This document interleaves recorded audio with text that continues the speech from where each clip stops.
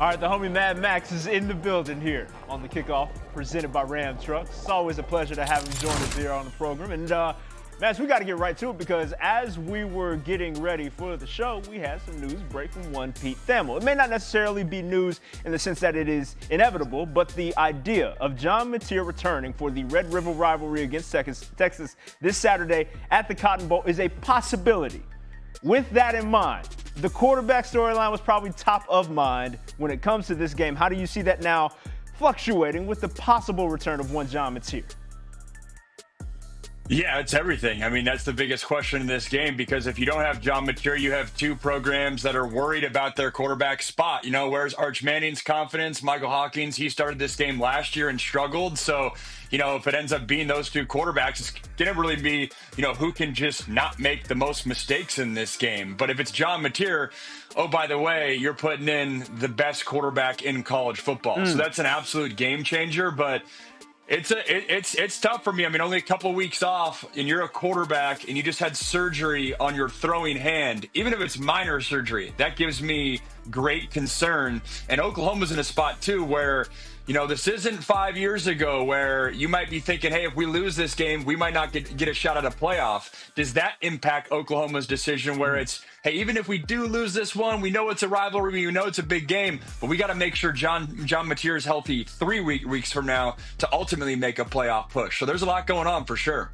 Yeah, it feels like Oklahoma has a little bit more runway than Texas does because to me, Texas is damn near playing for their season here with 2 losses already on the dock. And you were talking about John Mateer being the best college football quarterback. Everyone thought Arch Manning was the best college football quarterback before the season started.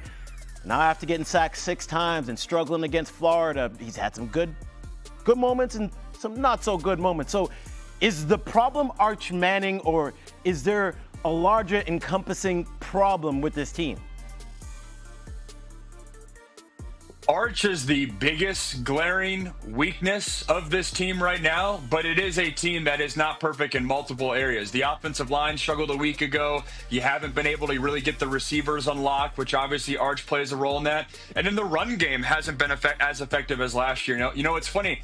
I was critical of Quinn Ewers in the NFL draft process, and I think it's the reason why he fell, because last year I felt like he had a lot of support around him, and I didn't really know if he had the ability to truly drive the car. This year, that hasn't necessarily happened with Texas. They've been leaning so much on Arch, and I feel like Sark's really searching for what this offensive identity is. He's trying to make it a point to get Arch settled in these games and allow him to throw the ball. Well, when you do that, you're going against the run game. And then if you're going all in on the run game, well, then you're not giving your quarterback all the tools to be successful. And I think Sark's really searching for answers. This offense isn't in rhythm. And Arch himself, as it's been well documented, you know, all of September just hasn't been able to get in rhythm. Dude, I'm so glad that you brought up the other glaring issues that Texas is going through, meaning the offensive line and the run game. I spoke to that earlier today, and that's exactly what I feel like we're losing sight of in all of this. But to delve back into the support system surrounding Arch, you mentioned Sark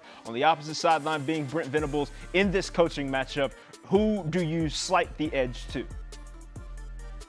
I give the slight edge to Brent Venables, and imagine saying that comment a month ago when Sark was arguably the best coach in college football 100%. And Brent Venables was arguably on the hot seat. But I give it to Venables because, one, this defense that leads the country in total defense at only 193 yards given up per game, that is absolutely lights out.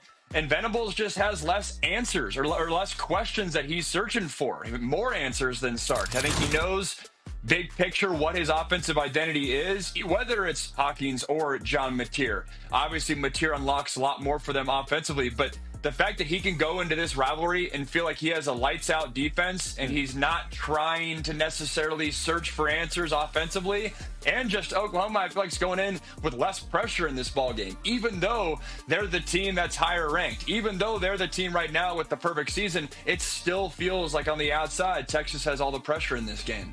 Yeah, I mean, 2 great coaches going head-to-head. It's going to be strength on strength over there. And then in the Big Ten, we also have 2 coaches going head-to-head. Curt Cignetti, Dan Lanning, Oregon, and then we got Indiana. I mean, we looked last year towards this Indiana team, came out of nowhere, and I wasn't sure if they'll be able to repeat it this year. And here we are now in a top 10 matchup with them going on the road.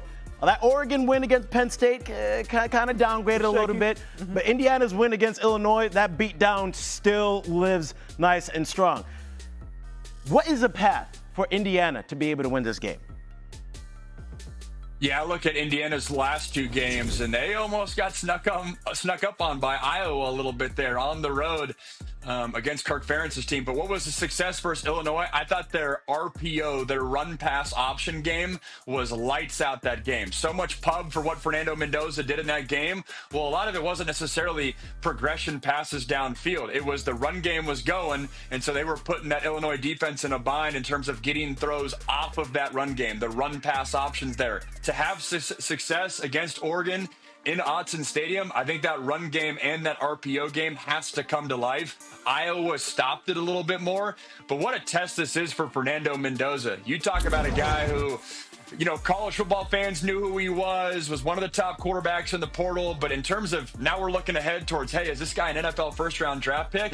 If he goes on the road to Autzen Stadium against this Oregon defense that gave Penn State's offensive line, which was supposed to be great, they gave them fits. If Mendoza walks into this stadium and plays well, and, even if they don't win, but obviously if they win and it's because of Fernando Mendoza's right arm, he's going to be firmly in that first-round draft pick type of quarterback looking ahead towards May's draft. And all things point to Dante Moore on the opposite sideline being in the exact same echelon. A couple of other quarterbacks that have been cutting up are taking place in the SEC. Alabama taking a trip up to Columbia, Missouri to take on the Mizzou Tigers, who are, for all intents and purposes, really clicking, but on the lowest of keys, not necessarily getting the pub that you may expect them to.